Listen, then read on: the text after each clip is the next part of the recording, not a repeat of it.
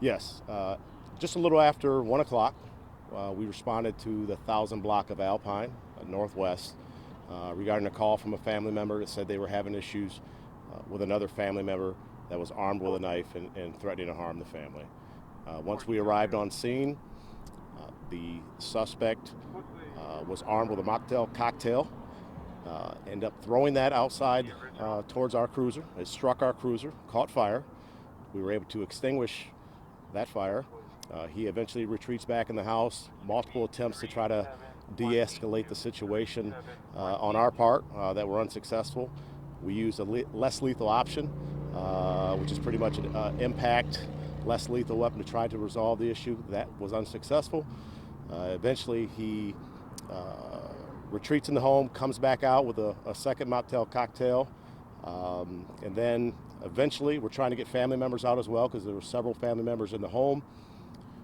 While we're doing that, he eventually runs out of the house. We have a small foot pursuit at that point, chasing him through the neighborhood. He eventually approaches a citizen that I believe was in a vehicle, attempts to commit an armed carjacking as he's still armed with, I believe, multiple knives at that point. Unsuccessful, so he continued on foot. We continued to pursue. Some of our other officers contact him again. We deployed a K9 as another attempt to de-escalate this situation, another less lethal tool. The K9 was engaged or attempted to engage. We're still getting the final details, but the suspect stabbed our K9 at least 3 times. At that point in time, we attempted a less lethal option again, which failed. And at the time, he's at the back of a residence trying to commit an armed home invasion when we encounter him at the end of this foot pursuit. And at that time, he charges officers with the knife. And at that point, the officer discharged his firearm, striking the subject, and he eventually succumbed to his injuries. We rendered aid on scene, as we're always going to try to save life, but unfortunately, he died of his injuries. And this was one officer that engaged in firing? Correct. One officer fired. Do you know about how many shots were fired? Not certain, but I believe it was 4 to 5, but we'll get the further details as this investigation goes on. Will that officer be on administrative leave? Correct. By policy, the officer will be put on admin leave. This will be Michigan State Police's investigation as usual, and we'll go from there. And at any point during any of this, this was obviously a very chaotic situation. At Yes. any point, was there a question of this person's mental awareness of what was going on? We don't know for sure, but obviously a family is calling because they have concerns that another family member is threatening to harm him. I mean, he's armed with a knife. Obviously a very serious situation that they called the police, for us to respond to. So don't know the mental health status of the subject, but obviously at that time we're just responding to the fact that there's an armed subject threatening to harm people, and we're trying to de-escalate the situation in any way possible. Was that an address or a person you have previously interacted with? I don't know our history with the subject, but we'll see that further as we get further details. Was the person inside who called, was she harmed at all? No, I don't believe there was any other injuries. The canine officer, the status of the dog? The status of the dog is the sustained a injury, I think, to the head, but I think the dog is going to recover, which is good. And when that cocktail was thrown, was there any other damage other than to the police cruiser?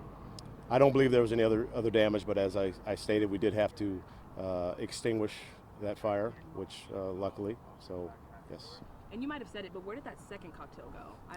I'm not sure if that one was actually thrown. I just know I believe he was armed with it. I don't know if he threw that one or not, but yeah. And then just to reiterate, there were several attempts at non-lethal ways to disengage this suspect, right? Yes, we're always going to make as many attempts as we can. Like I said, no one wants to be involved in an officer-involved shooting, right? It's tragic for both sides and for many family and friends. That's not what we're looking for. And our officers are trained they have many tools and a lot of training to try to de-escalate the situation best possible.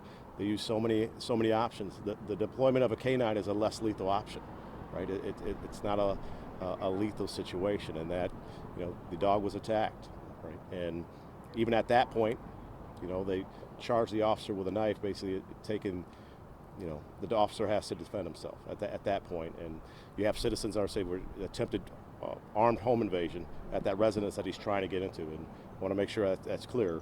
When we encountered him the last time, he's trying to get into a home and he's still armed with multiple knives. And that's where the last engagement occurred. I assume those knives are in police possession. Do you know how many it was exactly? I don't know specifically. I just know multiple knives.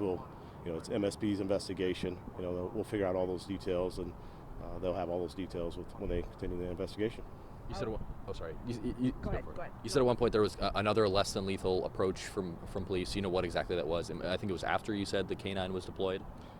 We had 2 attempts of a less lethal. It's basically an impact weapon it's less lethal to try to change the behavior, get compliance. It's not a lethal tool. That was attempted a second time, unsuccessful, in addition to the canine deployment, and neither were successful. Are we identifying the victim at this time? We are not. It's a male in his 40s. Okay. Yeah. Do you know the exact street where he was shot? It's 1,000 block of Whittico. And he had run over from Alpine. Was he running kind of through those back alleys, through the other houses? I don't know the exact path that he took, but obviously that's several blocks away.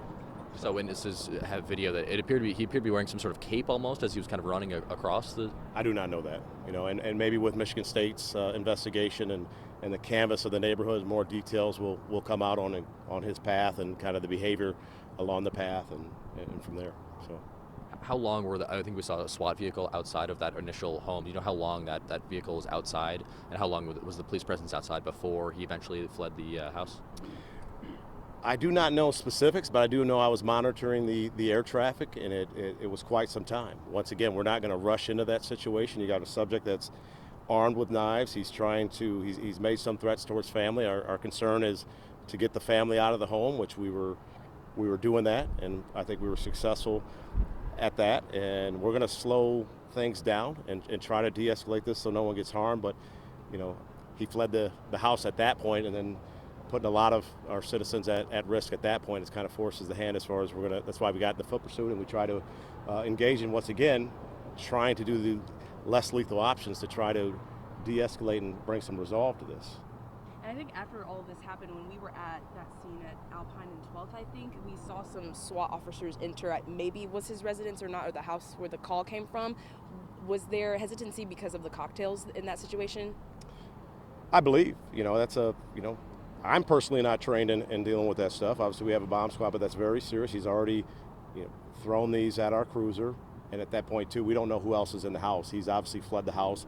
There's still measures we have to take to make sure that home is, 1, safe. 2, are there any victims in the house that we don't know about? Because when he fled the house, obviously a lot of the attention went towards his apprehension.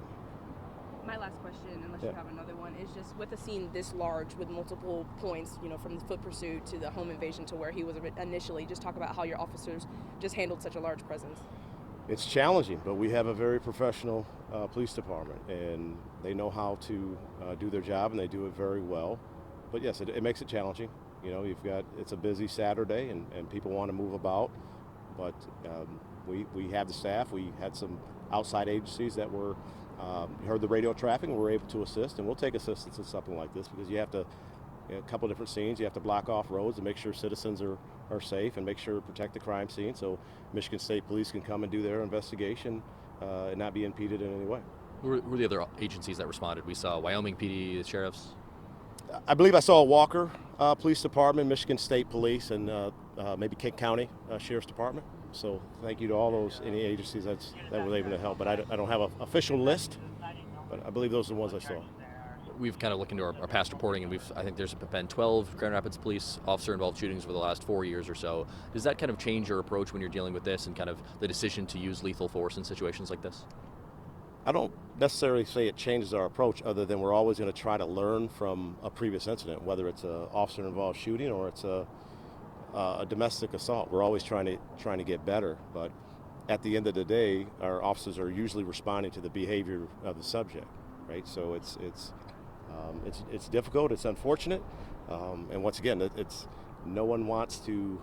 I know our men and women don't want to go through this. This is thing, and then for the families, your heart breaks, regardless of what the circumstance was. You don't want anybody to have to go through this. This is tragic. Like I say, both sides, all sides. So. My last one here. It seems kind of unusual for someone to be throwing Molotov cocktails at you. Is that something you've ever seen in your years on the force? I haven't seen it personally, but it's not the first time I've heard of it, attempts being made against our officers. So, but yeah, yeah. Do you know if there were others found in the house afterwards? I do not know. Okay. I do not know. So, Anything else we haven't touched on so far? Anything else? I don't think so. I think you guys got it. Just a quick question. We are Facebook Live, and people say if there's any dangerous situation for neighbors in the area anymore. No, there's no concern for safety of the neighborhood at this point. The subject that was involved in the situation obviously has been involved, or I'm sorry, has succumbed to his injuries. There was no other persons of interest that were involved, and there's no other trouble at the residence. Okay? All right. Thanks. Thank you so much.